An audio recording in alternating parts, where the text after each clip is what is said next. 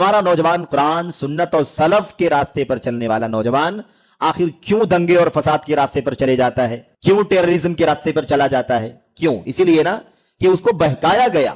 وہ راہ سلف کا راہی ہے لیکن اسے کسی بہکانے والے نے بہکا دیا، اور وہ جو راستہ خارجیت کا جو صحابہ کی سمجھ میں نہیں ہے وہ راستہ بہلا کے پھسلا کے اور بہت کچھ ہرا ہرا دکھا کر کے اس کو ورگلایا، اور نتیجہ یہ نکلا کہ اہل حدیث کہنے والا بچہ بھی خارجیت کی راہ پر چلا گیا.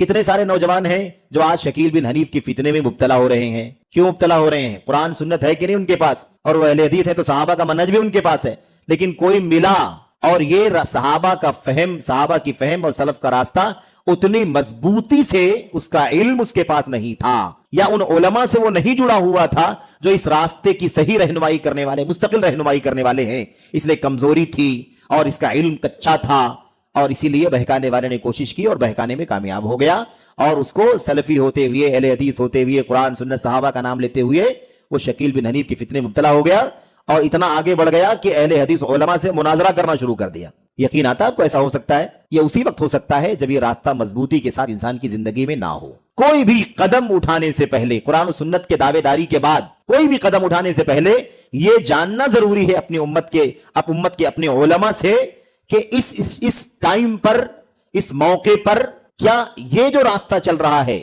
ایک فتنہ شکیل کے نام سے اٹھا ہے، ایک فتنہ خارجیت کے نام سے اٹھا ہے، کیا ہمیں اس میں شریک ہونا چاہیے کہ نہیں ہونا چاہیے؟ اس طرح کی صورتحال میں سلف کا راستہ کیا ہے، آپ رہنمائی کیجئے ہماری. لیکن آپ ایک چیز کا اندازہ لگا کر کے، سروے کر کے دیکھیے، پیچھے گھوم کر کے جائیے اور دیکھیے کہ جتنے نوجوان بھٹکے بہکے وہ اسی لیے بھٹک گئے اور اسی لیے بہک گئے کیونکہ انہوں نے علماء سے پہلے کسی کے ساتھ جوائن ہونے کا فیصلہ کر لیا. بہت سارے لوگ آئی ایس سے جڑ گئے. بھئی کیوں جڑ گئے؟ آپ کے جو علماء ہیں کیا وہ جڑے تھے پہلے، کہ آپ نے ان کو دیکھا پھر جڑ گئے؟ جلدی کیا نہیں، جلدی کیا، علماء کا اسٹینڈ آیا نہیں، علماء کا موقف آیا نہیں، جلد بازی کی، کسی کا سنا اور گرم خون کے اعتبار سے اس کے ساتھ چلا گیا. ابھی آج کل جو فرقے جو چل رہے تھے، ابھی بین وین بھی ہو گیا کچھ لوگوں پر، ان لوگوں میں کتنے سارے نوجوان چلے گئے، قرآن کا نام لینے والے، سنت کا نام لینے والے، سلفی اہل حدیث کہلانے والے نوجوان گئے. کیوں گئے؟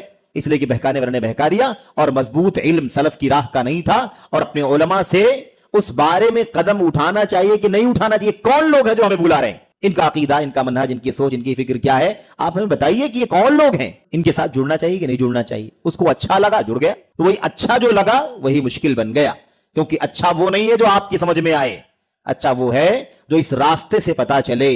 اسے سلف کا راستہ کہا جاتا ہے، اور اس کی رہنمائی کرنے والے کون ہیں؟